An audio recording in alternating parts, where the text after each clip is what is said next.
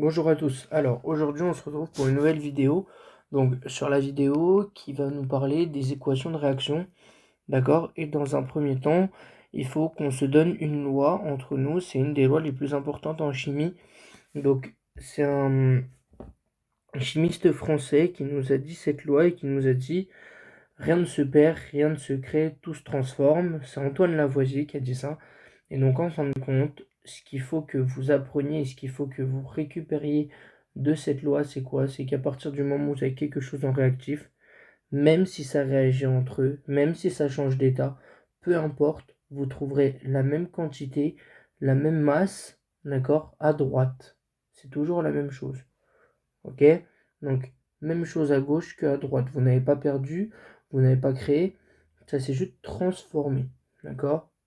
Ce qui est à gauche, vous le retrouvez à droite. Toujours. Donc, discutons un peu maintenant de ce qui est le plus difficile en général pour vous. C'est équilibrer des équations chimiques. D'accord? Donc, pour l'instant, je vais vous prendre l'exemple de la combustion. La combustion, c'est une des réactions chimiques que vous avez vues très jeune en 5e, 4e. Donc en fait, le méthane, d'accord, donc c'est un combustible qui réagit avec le dioxygène, pardon, le comburant, et qui va donc produire du dioxyde de carbone et de l'eau. Bon, là, tout ce que je suis en train de vous dire, c'est des molécules que vous êtes censés connaître par cœur, d'accord, savoir quelle est leur formule chimique et à quoi ressemble leur modèle moléculaire, parce que je vous ai fait le cours sur les molécules juste avant. Vous pouvez le retrouver en haut à droite. Donc en fin de compte, on va essayer d'équilibrer tout ça. Donc en fait, on équilibre à cause de cet homme-là, à cause de Lavoisier. Pourquoi? Parce qu'il a dit rien ne se perd, rien ne se crée, tout se transforme. Donc on va regarder. Là, je vous ai mis donc la réaction, l'équation de réaction de la combustion. Donc déjà, on va noter ensemble, ici, ce sont les réactifs. D'accord? Ce sont les réactifs. Et ici, ce sont les produits. Voilà.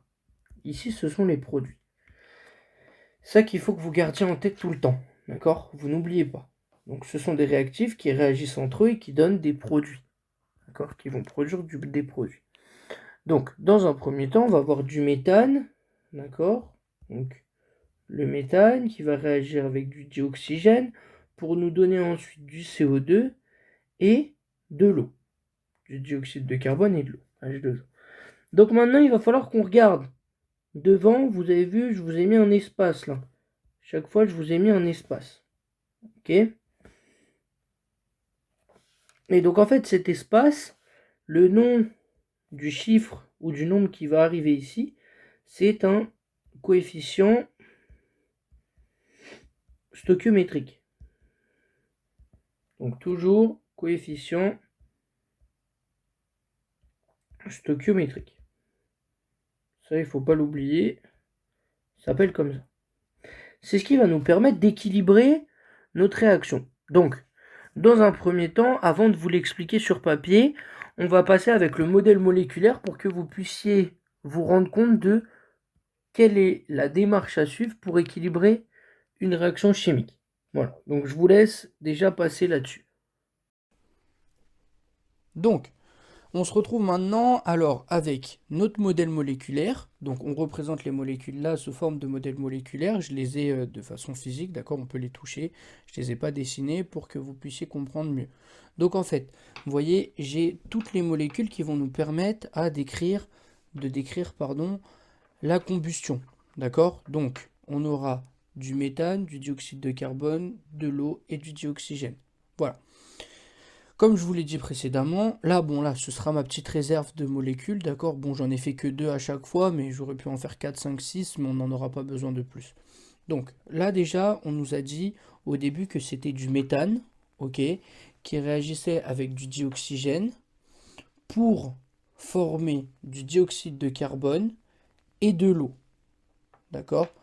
Donc, comme je vous montre, vous avez le plus, la flèche, donc côté produit, côté réactif. Voilà. Ensuite, ce que je peux vous dire, c'est que maintenant, il va falloir qu'on compte le nombre d'atomes d'un côté et de l'autre. Ce que vous avez souvent du mal à comprendre, c'est pourquoi moi je ne change pas les indices qui sont là, par exemple le CH4, le CO2 ou le O2 qui sont là, par exemple, eh ben, vous n'avez pas le droit, d'accord? Car une molécule va rester toujours la même.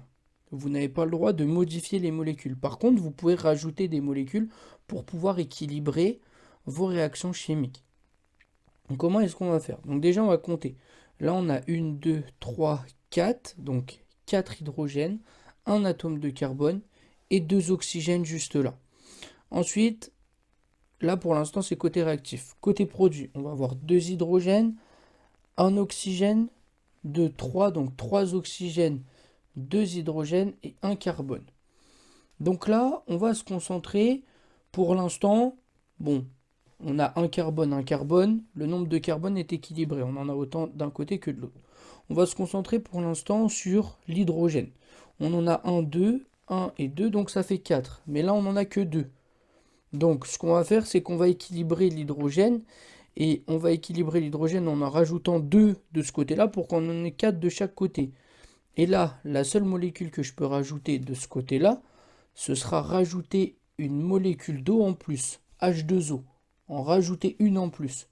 Donc ce qui va nous faire 2 et 4, donc 4 hydrogènes d'un côté, 4 hydrogènes de l'autre. Maintenant, le nombre de carbone n'a toujours pas bougé. Maintenant, on compte le nombre d'oxygènes. 1, 2, 3 et 4. Donc on a 4 oxygènes d'un côté, mais on n'en a que 2 de l'autre. 1 et 2. Donc là, ça tombe parfaitement. On va rajouter une molécule de dioxygène du côté des réactifs, ce qui vont nous donner 2, 4, donc 4 oxygènes d'un côté et 4 oxygènes de l'autre. Voilà. Donc, au point de vue du modèle moléculaire, ça fonctionne comme ça. C'est ça qu'il faut que vous disiez. Maintenant, il faut que vous arriviez à le faire sur feuille avec les formules chimiques. Donc, c'est pour ça qu'on se retrouve directement sur formules chimiques pour qu'on puisse expliquer le vocabulaire de ce qu'est un coefficient stoichiométrique, etc. A tout de suite. Maintenant que vous avez vu un peu le principe du modèle moléculaire, avec le modèle moléculaire, on va parler un peu maintenant avec les molécules, avec leurs formules chimiques. Voilà, donc je vais effacer un peu tout ça. Je vais effacer un peu tout ça pour qu'on puisse voir quelque chose.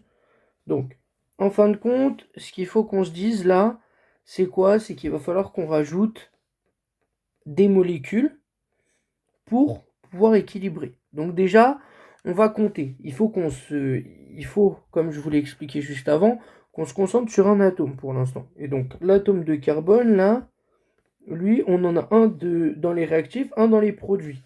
Donc pour l'instant, est-ce qu'on aura besoin de l'équilibrer? Non. Pour l'instant, 1 et 1. On est d'accord. Ensuite, on va, disons qu'on va souvent